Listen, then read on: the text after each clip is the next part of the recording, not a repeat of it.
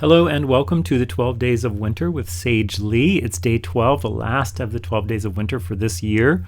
And today we are going to talk about correspondences, and that's one of the reasons why you're seeing the water on your screen right now, some of it in beautiful slow motion and some of it in beautiful patterns. I want you to notice that these patterns are found all over nature and all over ourselves and inside of our bodies. These are called correspondences, and I'll explain a little bit more about them as we go along. So I want to tell you about 3 convictions that I have. These 3 convictions govern my world to some extent, and they also make it possible for me to believe and engage in a great deal of study about how my life and my world can be changed and modified, and I can do my spiritual evolution and growth, noticing things in the known world that actually exist in the invisible world too. Sound mysterious? Okay, follow me along here. Assumption number 1, presupposition number 1, conviction number 1.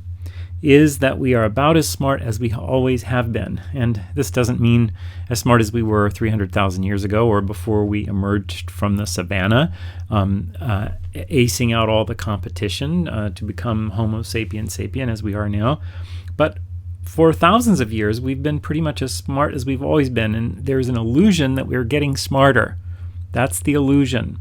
If you are curious about this illusion, read the amazing book by Thomas Kuhn called The Historical Structure of Scientific Revolution. A fascinating read, and you'll begin to see what I'm talking about.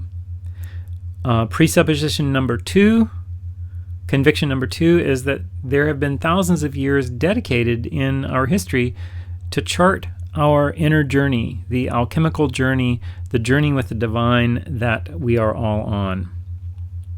Some would say thousands, some would say 10,000s, some would say hundreds of thousands of years in the making. So I tend to trust ancient material, even if it's sometimes written in archaic form. Presupposition number 3 is that we know the unknown through knowing the known, which essentially means as above, so below.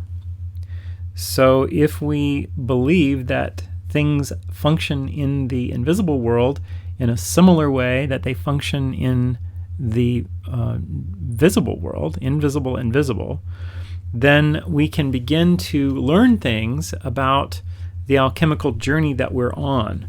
So for instance, take my chariot card that I'm showing you here.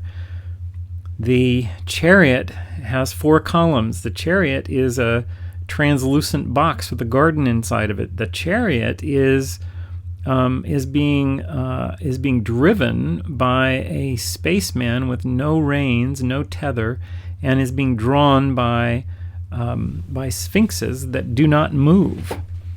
So what is this all about? And it's up to you to ponder this. What is this great cloth of sky behind the spaceman? What is the city that's in the background? All of those are clues to the correspondences to the invisible world that we need to be paying attention to. So, come with me.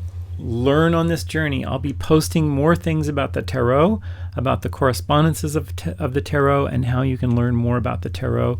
Even though it's the last of the 12 days of winter, come and continue to join me on my videos in the future. Thank you for listening.